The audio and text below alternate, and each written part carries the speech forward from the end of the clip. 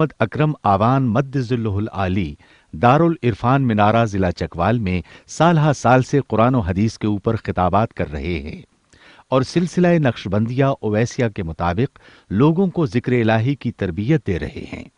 وہ قرآن پاک کی تفسیر ترتیب وار بیان کر رہے ہیں۔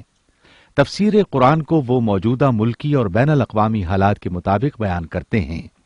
موٹر وے سے کلر کہار کے انٹرچینج سے نکلتے ہوئے کلر کہار کی جھیل سے ہوتے ہوئے ایک پہاڑی ہے جہاں پر حضرت عبد القادر جیلانی المعروف غوث پاک کے پوتا مبارک کا مزار ہے جو موروں والی سرکار کے نام سے مشہور ہے۔ وہاں سے ہوتے ہوئے میانی، بوچھال اور نورپور سے گزرتے ہوئے دارالعرفان منارہ پہنچ سکتے ہیں۔ حضرت امیر محمد اکرم آوان نے بچیوں اور بچوں کی دینی اور دنیاوی تعلیم کے لیے سقارہ اکیڈمی کے نام سے ایک درسگاہ بھی قائم کی ہے جس کا افتتاح ملک پاکستان کے صدر جنرل محمد ضیاء الحق نے اپنے دست مبارک سے کیا تھا۔ الحمدللہ رب العالمین والصلاة والسلام علی حبیبہ محمد وآلہ وصحبہ اجمعین۔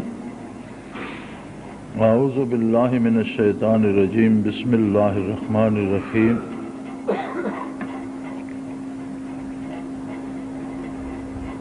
رب السماوات والارض وما بینہما فاعبدہ واصطبر لعبادتہ هل تعلم له سميا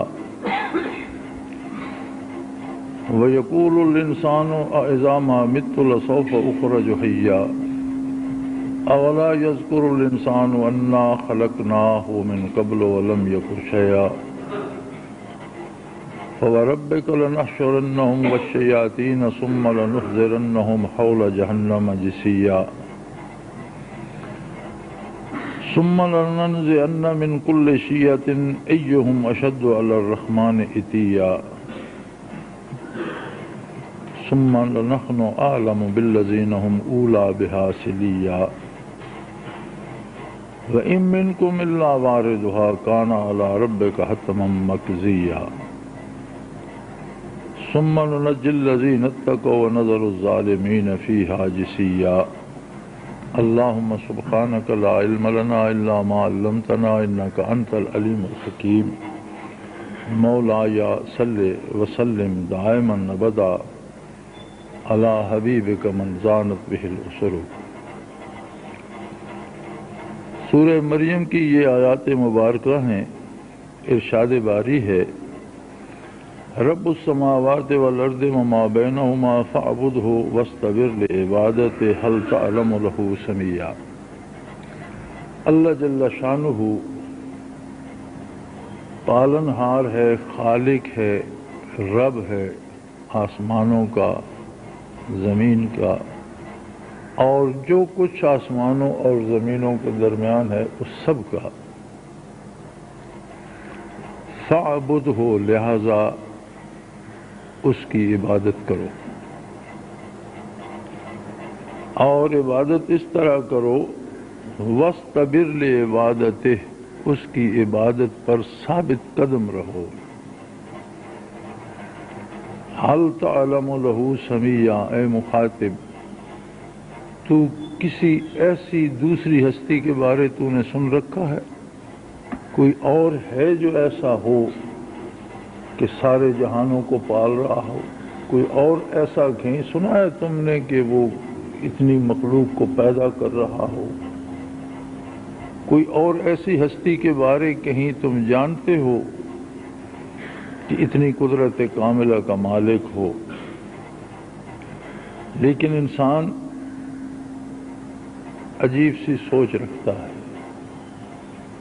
وَيَقُولُ الْإِنسَانُ أَإِذَا مَا مِتُّ لَسَوْفَ أُخْرَجُ حَيًّا، انسان کہتا ہے جب مر جائیں گے، خاک میں مل جائیں گے، تو پھر کس طرح سے ہمیں کوئی زندہ کر لے گا اور ہمارا حساب کتاب ہوگا اور عذاب ثواب ہوگا؟ یہ کیسے ممکن ہے؟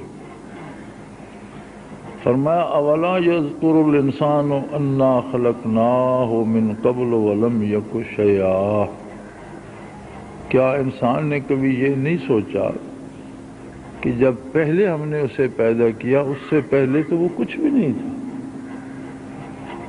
مرنے کے بعد اس کی خاک تو ہوگی، اس کا مادہ تو ہوگا، جل گیا تو بھی کوئی ذرات تو ہوں گے، کچھ تو اس کے آثار ہوں گے، لیکن جب پہلی دفعہ ہم نے اسے پیدا فرمایا تو اس وقت تو اس کا کہیں نشان بھی نہیں تھا۔ فَوَرَبِّكَ لَنَحْشُرَنَّهُمْ، تیرے پروردگار کی قسم، یعنی یہ تقاضائے ربوبیت ہے۔ جس طرح ربوبیت کا تقاضا ہے پیدا کرنا، جس طرح ربوبیت کا تقاضا ہے رزق دینا، عقل و شعور دینا، تمام اوصاف عطا کرنا، قوت عطا کرنا، سمجھ عطا کرنا، اسی طرح ربوبیت کا یہ تقاضا بھی ہے کہ جو اعمال انسان کرتا ہے اس کے ثمرات بھی لوٹائے، یہ اس کی ربوبیت کا تقاضا ہے۔ اگر تصور آخرت کو نکال دیا جائے تو پھر تو زندگی بے دینوں اور بدکاروں کی ہے، پھر تو زندگی ڈاکوؤں، چوروں اور لٹیروں کی ہے جو کرتے کچھ نہیں اور کسی غریب کو لوٹ لیتے ہیں۔ پھر تو زندگی رشوت خوروں کی ہے جنہوں نے کروڑوں جمع کر لیے، قوم کو لوٹ کر اربوں کھا گئے، اب انہیں کوئی پوچھنے والا نہیں۔ اگر دنیا میں کوئی پوچھ گچھ کرنے والا نہیں ہے تو وہ رب العالمین جس نے سب کو پیدا فرمایا اور جس نے سب کے حقوق متعین فرمائے، جس نے سب کے فرائض متعین فرمائے، اگر کوئی اس کے آئین و دستور سے تجاوز کرتا ہے اور زیادتی کرتا ہے، ظلم کرتا ہے، اور پھر اسے اللہ کریم بھی نہ پوچھے، تو اس کا مطلب ہے کائنات تو پھر لاوارث ہو گئی۔ اگر اس کا کوئی نتیجہ نہیں ہے، اگر اس کا کوئی انجام نہیں ہے تو اس کا معنی ہے کہ یہ سب فضول ہے۔ پھر فرمایا ایسا نہیں ہو سکتا، یہ اس کی ربوبیت کا تقاضا ہے کہ سب کو جمع فرمائے، اور نہ صرف انسانوں کو بلکہ انہیں گمراہ کرنے والے شیاطین کو بھی۔ ثم لنحضرنہم حول جہنم جثیا، اور ان سب کو میں دوزخ کے گرد گھٹنوں کے بل کر دوں گا۔ ثم لننزعن من کل شیعۃ، پھر میں ہر گروہ سے پوچھوں گا انہم اشد علی الرحمن عتیا، آج کی بات بتاؤ، زندگی میں تم باغی رہے، زندگی میں تم بغاوت کرتے رہے، لیکن آج کی بات بتاؤ، ہے تم میں سے کسی میں جرت کہ وہ آج بغاوت کرے؟ آج کوئی سر اٹھا سکتا ہے؟ آج کوئی اٹھ کر یہاں سے جا سکتا؟ لفظ شیعہ عربی کا لفظ ہے اور اس کا معنی لغت میں جماعت یا گروہ کا آتا ہے، لیکن یہ بڑی عجیب بات ہے کہ قرآن حکیم میں متعدد جگہ اس لفظ کو استعمال کیا گیا اور ہر جگہ گمراہ یا باغی گروہ کے معنوں میں استعمال فرمایا۔ قرآن نے جب کسی باغی گروہ کی بات کی تو اسے شیعہ کہا، جیسے یہاں کا ثم لننزعن من کل شیعۃ، پھر ان کی تمام گروہوں کو جمع کر لوں گا۔ انہم اشد علی الرحمن عتیا، اور پھر دیکھیں گے کہ ان میں سے اللہ کے سامنے کون سرکشی کرتا ہے۔ ثم لنحن اعلم بالذین هم اولی بہا صلیا، اور فرمایا پھر ہم بہتر جانتے ہیں، خوب جانتے ہیں کہ کون مستحق ہے کہ اسے جہنم میں ڈالا جائے، کس کا کردار ایسا ہے، کس نے سرکشی اور بغاوت کی راہ اپنائی، کس نے کفر اختیار کیا، کون ایسا ہے جسے دوزخ میں ڈالا جائے۔ ہاں یہ بات سارے سن لو، وَإِن مِّنكُمْ إِلَّا وَارِدُهَا، بنی نو انسان میں سے کوئی ایسا نہیں ہے جسے دوزخ پر سے گزرنا نہیں ہوگا۔ کان علی ربک حتما مقضیہ، یہ تیرے پروردگار کا حتمی فیصلہ ہے۔ نبی علیہ الصلوۃ والسلام سے اس کی تفسیر میں ارشاد ہے کہ جہنم کی ایک بہت بڑی گھاٹی ہوگی جس کے اوپر ایک باریک سا پل رکھا ہوگا جسے پل صراط کہتے ہیں. اس کے اس پار جنت ہوگی، نجات یافتہ لوگوں کے بیٹھنے کی جگہ ہوگی، تخت بچھے ہوں گے اور آرام کی تمام چیزیں مہیا ہوں گی.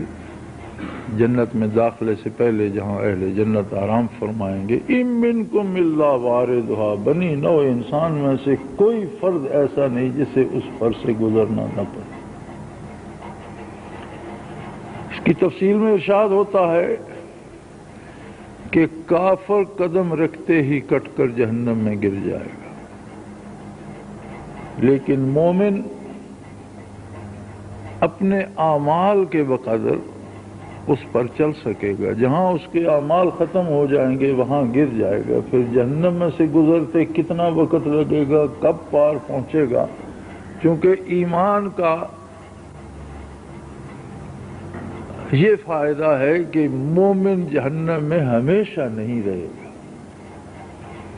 لیکن اگر کردار ایسا نہیں ہوگا جو ایمان کے تقاضے سے مطابقت کرے تو جتنی حسنات ہوں گی، جتنا اتباع سنت کیا ہوگا اتنا تو چل سکے گا. جہاں اعمال ساتھ چھوڑ دیں گے وہاں وہ بھی گر جائے گا. کافر کو ہمیشہ رہنا ہے اور اسے پھر چل کر وہ آگ کا دریا عبور کرنا ہے. کب اللہ اس کی مغفرت فرماتا ہے، کب اسے چلنے کی قوت دیتا ہے، کتنا عرصہ رکھتا ہے، یہ اس کی مرضی.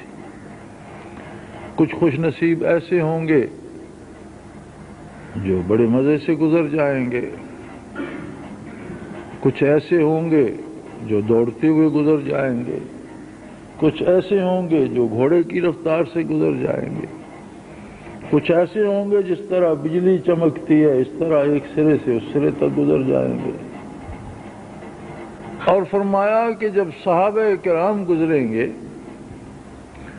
تو یہ ایسے لوگ ہیں کہ جہنم دعا کرے گی کہ اللہ انہیں جلدی سے پار لے جا ورنہ میری آگ سرد ہو جائے.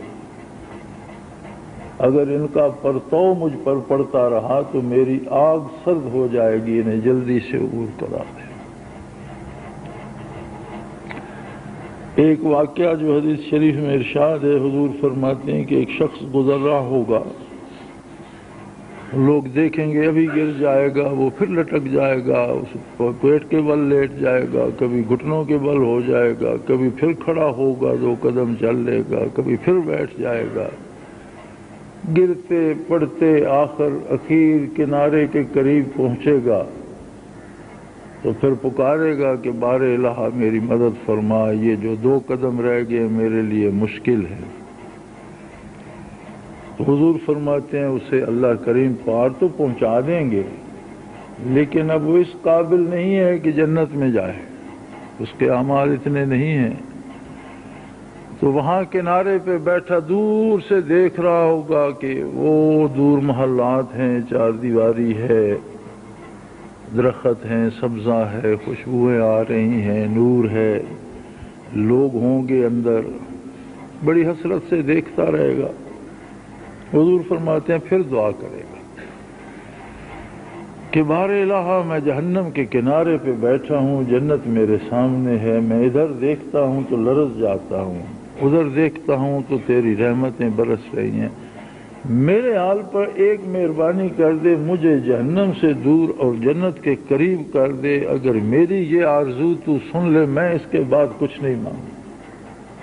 حضور فرماتے ہیں ارشاد ہوگا کہ مانگنے سے تو باز نہیں آؤ گے لیکن میں تمہاری یہ خواہش پوری کر دیتا ہوں.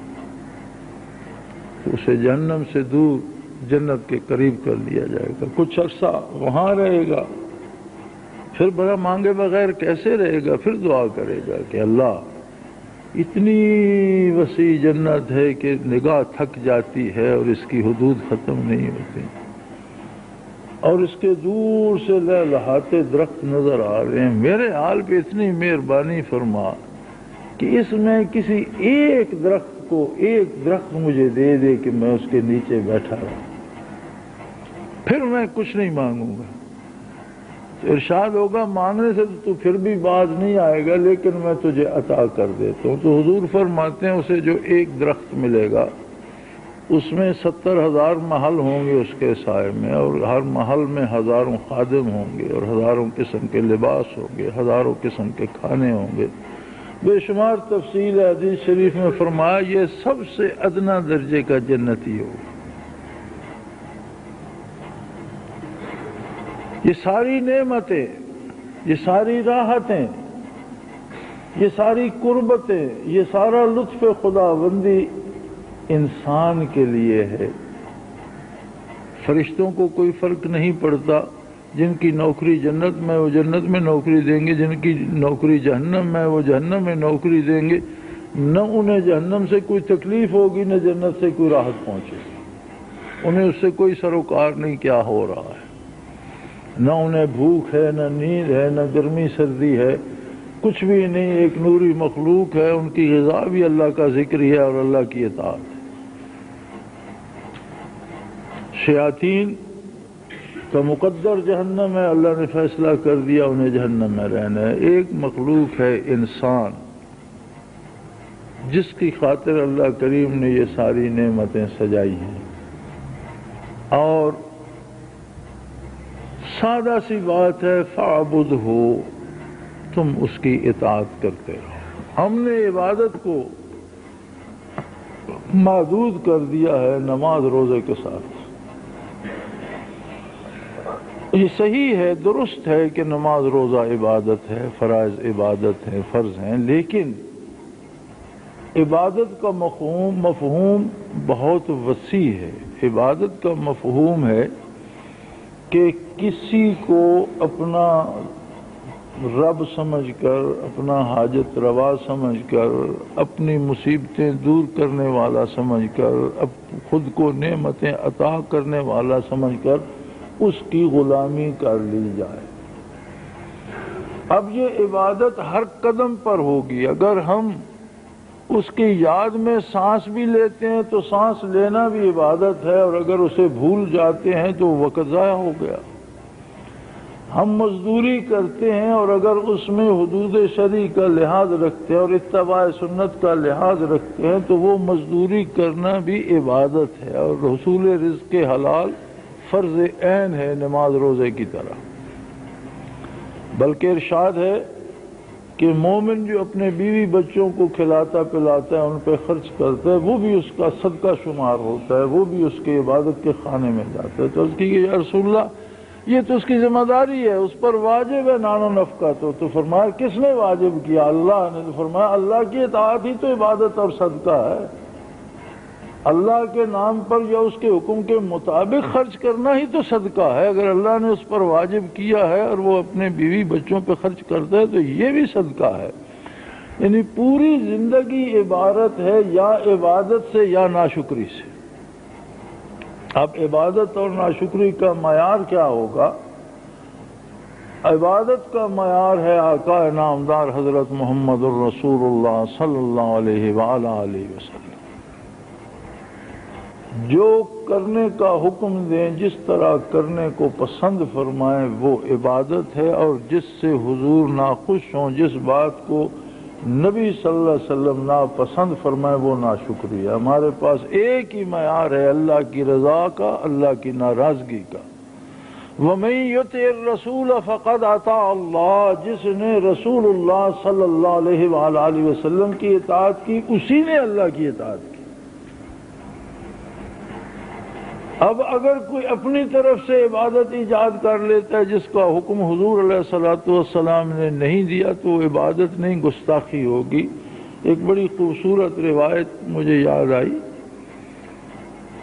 نماز عید کا اجتماع تھا، عیدگاہ میں لوگ جمع ہو رہے تھے، حضرت علی کرم اللہ وجہ الکریم کا زمانہ تھا۔ عید کی نماز پڑھانے کے لیے آپ تشریف لے گئے تو آپ نے دیکھا کہ عیدگاہ میں ایک شخص نوافل ادا کر رہا۔ تو آپ نے اس سے پوچھ لیا کیا کر رہے ہو؟ جب وہ فارغ ہوا آپ رک گئے، جب فارغ ہوا پوچھا کیا پڑھ رہے ہو؟ اس نے کہا جی میں اشراق کے نوافل پڑھ رہا ہوں۔ حضرت علی کرم اللہ وجہ الکریم نے فوراً فرمایا کہ تمہارے جہنم جانے کے لیے یہ نوافل کافی۔ لرز اٹھا، اس نے کہا میں اشراق کے نوافل پڑھ رہا ہوں اور آپ مجھے ان نوافل پہ جہنم کے نبی نے فرمایا اس لیے کہ عید کے روز نبی کریم صلی اللہ علیہ وسلم نے عید کی نماز پڑھی ہے، اشراق کے نوافل نہیں پڑھی۔ کسی بھی عید کے دن سال میں جو عید کے 2 روز ہوتے ہیں جن میں عید کی نماز ہوتی ہے، حضور علیہ الصلوۃ والسلام نے اشراق کی جگہ عید کی نماز پڑھائی ہے، اور عید کے دن آپ نے اشراق ادا نہیں فرمایا۔ اور جو عبادت حضور نے نہیں کی اگر تم کر رہے ہو تو اگر اللہ نے پوچھ لیا کہ میرے نبی نے تو ایسا نہیں کیا تھے، تم نے ایسا کیوں کیا، تو کیا یہ جہنم جانے کے لیے کافی نہیں؟ اس معاملے میں بات اتنی نازک ہے کہ ہر کس و ناقص کی بات یہاں نہیں چلتی۔ دین مکمل ہو گیا عہد نبی علیہ صاحب الصلاۃ والسلام میں، قرآن مکمل ہو گیا اور مرتب بھی ہو گیا۔ قرآن کی یہ ترتیب جو ہے یہ بھی نبی علیہ الصلاۃ والسلام کی عطا کردہ ہے، ورنہ کوئی آیت مکی ہے وہ مدنی صورت میں ملتی ہے، کوئی آیت مدنی ہے وہ مکی صورت میں ملتی ہے، کچھ صورتوں کا نزول مکہ میں ہوا لیکن قرآن حکیم میں وہ بعد میں آتی ہیں، کچھ صورتوں کا نزول مدینہ منورہ میں ہوا لیکن قرآن کریم کی ترتیب میں وہ پہلے آتی ہیں۔ یہ ساری ترتیب کس آیت کو کہاں رکھنا ہے اور کس صورت کو کس نمبر پہ لگانا ہے، یہ آقا نامدار صلی اللہ علیہ وسلم کی دی ہوئی ہے۔ الحمد کی الف لام سے لے کر والناس کے سین تک یہ ساری ترتیب وہی ہے جو آقا نامدار صلی اللہ علیہ وسلم نے دی۔ جتنے احکام شرعی نازل ہوئے، جو طریق حیات تھا، اس میں معیشت بھی تھی، اس میں سیاست بھی تھی، اس میں حکومت بھی تھی، اس میں زراعت بھی تھی، اس میں ملازمت بھی تھی، اس میں تجارت بھی تھی، زندگی کے سارے طریقے، اس میں خرید و فروخت بھی تھی، اس میں نکاح طلاق کے مسائل بھی تھے، تقسیم جائیداد کے بھی تھے۔ پوری زندگی قرآن جو نازل ہوتا رہا، حضور حکم دیتے رہے، صحابہ کرام رضوان اللہ علیہم اجمعین اس پر عمل کرتے رہے، اور حضور کے سامنے عمل کر کے یہ تصدیق حاصل کی کہ قرآن کے اس آیت کا پر عمل کرنے کا طریقہ یہ ہے۔ آج عجیب دور آ گیا ہے کہ لوگوں نے کافرانہ عقائد ایجاد کر لی ہیں اپنی طرف سے، عقیدہ کافرانہ ہے لیکن دلیلیں قرآنی آیت سے دے رہے ہیں۔ پر جب ایسی صورتحال پیدا ہو جائے تو معیار یہ ہے کہ کیا اس آیت کا یہی معنی صحابہ نے سمجھا تھا؟ اگر نہیں تو پھر تم غلط کر رہے ہو۔ بڑا آسان سا قاعدہ ہے کہ ہم لوگ جب اس طرح کی سنتے ہیں، سادہ لوگ تو پریشان ہو جاتے ہیں، یار یہ قرآن سے ثابت، بھئی قرآن سے کیسے ثابت کر رہا ہے؟ قرآن سے ثابت ہوتا تو کیا صحابہ کرام ثابت نہ کرتے، اس وقت یہ موجود نہ ہوتا؟ اور اگر اللہ نے کسی بندے کے وجود میں ہی نزول فرمانا ہوتا تو محمد الرسول اللہ صلی اللہ علیہ وسلم سے بڑا بندہ کون دنیا میں پیدا ہوا؟ پھر حضور فرماتے مجھے سجدے کرو۔ ایسا تو نہیں ہوا، بلکہ جو بھی اسلام میں داخل ہوا وہ جیسا بھی تھا، نبی علیہ الصلوۃ والسلام نے فرمایا میں بھی اللہ کو سجدہ کرتا ہوں اور تم بھی براہ راست اللہ رب العالمین کو سجدہ کرو۔ تو اس قسم کی خرافات اس دور کی بد نصیبی ہیں، اور ہر گمراہ فرقہ اپنی پسند کی تعویل گھڑ کے اس سے دلیل بنا لیتا ہے۔ لیکن ایک بات یاد رکھ لیجئے، قرآن کا معنی وہی ہے جو نبی علیہ السلام نے بتایا، صحابہ کرام نے سمجھا، اس پر عمل کیا، اور حضور نے اس عمل کی تصدیق فرمائی کہ یہ درست ہے۔ اس کے بعد اگر کوئی معنی گھڑتا ہے تو وہ غیر مقبول ہوں گے، کیونکہ یہ منصب نبوت ہے، لتبین للناس ما نزل الیہم، یہ آپ کا منصب جلیلہ ہے کہ قرآن کا مفہوم کیا ہے، ما نزل الیہم، لوگوں کی طرف کیا نازل ہوا ہے یہ بتانا محمد الرسول اللہ صلی اللہ علیہ وسلم کی ذات کو زیبا ہے۔ اس لیے کہ جب بھی کوئی آیت نازل ہوئی اور نبی کریم صلی اللہ علیہ وسلم نے فرمایا صحابہ کو یہ آیت کریمہ اس طرح نازل ہوئی، اب اہل عرب تھے، اہل زبان تھے، اور متعدد دفعہ ملتا ہے کہ حضور علیہ الصلوۃ والسلام نے سوال فرمایا کہ اس کا کیا مفہوم سمجھے ہو تم لوگ؟ کسی نے معنی بتانے کی جرأت نہیں کی، بلکہ سادہ سا جواب ہوتا تھا اللہ و رسولہ عالم، اللہ بہتر جانتا ہے یا اللہ کا رسول بہتر جانتا ہے۔ ہم نے آیت سن لی، اس کا مفہوم کیا ہے یہ اللہ جانتا ہے یا اللہ کا رسول جانتا ہے، آپ فرمائیں گے تو ہماری سمجھ میں آئے گا۔ آج ایسا کون پیدا ہو گیا جو ان آیات کے مفاہیم اپنی طرف سے گھڑتا ہے؟ لہذا یہ بات یاد رہے، ایک تو یہ بات یاد رکھ لیجئے کہ عبادت صرف نماز روزہ نہیں ہے، زندگی کا ہر قدم یا عبادت ہے یا اطاعت ہے یا نافرمانی۔ ایک بزرگ کے پاس کسی نے بہت زیادہ اصرار کیا کہ مجھے میرے بارے بتائیے، میں کیسا ہوں اور مجھے کیسا ہونا چاہیے۔ انہوں نے فرمایا میں تمہیں آسان سا طریقہ بتاتا ہوں، صبح اٹھو تو قلم اور ایک کاپی لے لو، دن بھر جو بات کرو جو کام کرو اس میں لکھتے جاؤ، شام کو دیکھنا کہ وہ کاپی تم اپنے والد کے سامنے رکھ سکتے ہو، اگر تم وہ کاپی اپنے والد کو نہیں دکھا سکتے تو پھر اللہ کے سامنے کیسے رکھو؟ رب العالمین کے سامنے تو تم چاہو یا نہ چاہو دن بھر کی کاروائی آئے گی۔ تو اپنا مقام متعین کرنا چاہتے ہو تو اپنے لیے خود ایک دن جج بن جاؤ۔ تو جب اس نے قلم اور کاغذ پکڑا تو پھر وہ مجبور ہو گیا، سارا دن کوئی ایسی بات منہ سے نہیں نکال سکتا تھا جو ناپسندیدہ ہو، کوئی ایسا کام نہیں کر سکتا تھا جو ناپسندیدہ ہو۔ انہوں نے فرمایا اسی سے اندازہ کر لو کہ ہم لوگ دن بھر جو بولتے ہیں، دن بھر جو کرتے ہیں، یہ اللہ کی بارگاہ میں پیش ہے۔ اس کی عظمت کا خیال کر کے اپنے اوقات کو اس کی اطاعت میں صرف کرو، یہ معنی ہے فاعبد ہو، اس کی اطاعت کرتے رہو، اس کی غلامی کرتے رہو۔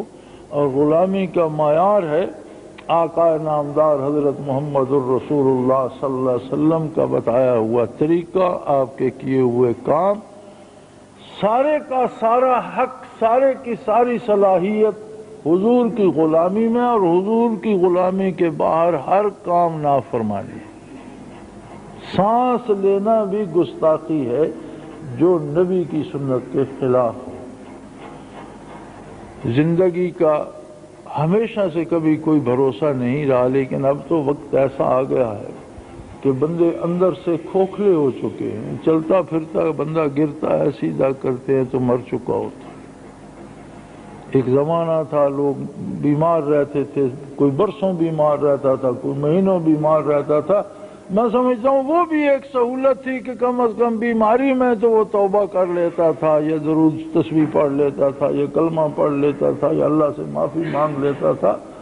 اب تو ایسا دور آ گیا ہے کہ بندہ گرتا بعد میں مر پہلے جاتا ہے، توبہ کی فرصت بھی نہیں ملتی۔ اب تو زیادہ محتاط رہنا چاہیے کہ کوئی لمحہ یاد الہی سے غافل نہ ہو۔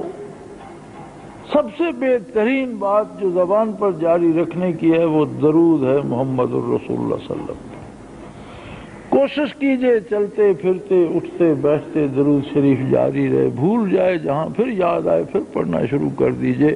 نبی علیہ السلام نے فرمایا جو درود شریف مسلسل پڑھتا رہے گا اسے دنیا و آخرت میں کوئی پریشانی نہیں ہوگی۔ قرآن حکیم کا حق بنتا ہے ہم پر کہ ہم اپنے دنوں کا آغاز اس کی تلاوت، اس کی زیارت اور اس سے بات کر کے کریں۔ یہ رہنمائی فرماتا ہے ہماری اللہ کی طرف، ہمارا رشتہ ہمارے دل کا روح کا رشتہ جوڑتا ہے رب العالمین کے ساتھ۔ زندگیاں بیت جاتی ہیں، ہم کبھی سمجھنے کی کوشش نہیں کرتے۔ اللہ کریم توفیق دے، قرآن حکیم کو سمجھ کر پڑھنا بغیر سمجھے پڑھنے سے ہزارہ درجہ بہتر ہے، اور نہ پڑھنے سے بغیر سمجھے پڑھنا بھی ہزاروں درجہ بہتر ہے۔ نہ بھی پڑھ سکے تو مومن صبح اٹھ کر کم از کم قرآن کو دیکھ تو لے، یہ بھی بڑی بات ہے۔ ہمارے आबा व अजदाद इसे दरवाजे के ऊपर एक आला सा बनाकर किताबुल्लाह को उसमें रखा करते थे कि अंदर से उठ के निकलें तो नजर तो पड़े, उस पर पढ़ने की फुर्सत नहीं है। तो ये एक तरीका आ रहा था मुसलमानों में कि जो बाहर निकलने का दरवाजा उसके ऊपर एक आला बनाकर वहां कुरान मजीद रखे होते थे कि कम अज कम देखने का सवाब तो हो जाए, कोई सुबह बगैर देखे तो शुरू ना हो। अब तो अलमारियां बन गई हैं, पुश्त के पीछे होती हैं। तो बहरहाल अल्लाह करीम का एहसान है कि उसने हमें नूर ईमान अता फरमाया, और बहुत बड़ा एहसान है कि उसने हमें आका नामदार सल्लल्लाहु अलैहि वसल्लम का उम्मती बनाया। जिंदगी आपकी गुलामी में है और इससे बाहर मौत है। खा बंदा जिंदा भी रहे तो मुर्दा ही शुमार होता है। जिंदगी आपकी इनायत है, वरना हम लोग मर गए होते। व आखिर दावाना अनिल हम्दुलिल्लाहि रब्बिल आलमीन।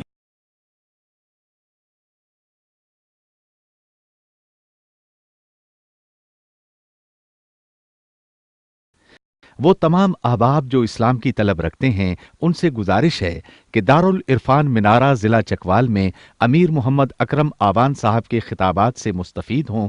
वो हर जुमे को नमाज से पहले बयान फरमाते हैं। हर माह की पहली इतवार को माहाना इज्तिमा होता है जिसमें आप खुसूसी खिताब फरमाते हैं और पाकिस्तान के चारों सूबों से अहबाब इस इज्तिमा में शिरकत करते हैं। इसके अलावा यहाँ साल में 2 मरकजी इज्तिमात भी होते हैं, एक रमजानुल मुबारक में एतिकाफ का इज्तिमा और दूसरा जुलाई और अगस्त में 40 दिन का इज्तिमा होता है जिसमें रूहानी तरबियत की जाती है। ला इलाह की तेख काटेगी अंधेरे का गजर, गुंबदे खजरा से रोशन होगी फिर अपनी सहर, अपना खून सीमाब देकर इतना हम कर जाएंगे, नाम आका का चमन में फिर रकम कर जाएंगे।